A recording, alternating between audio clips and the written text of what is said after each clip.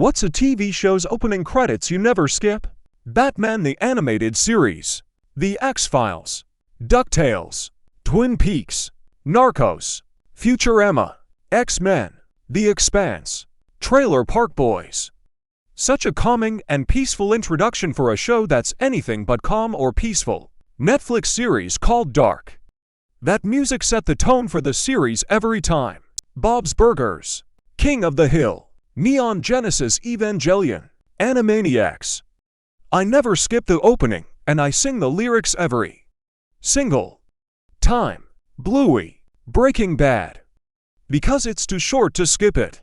Gotta be Cowboy Bebop, easy. House, Psych, Westworld, Parks and Rec. For some reason when our toddler heard that theme song he would come running.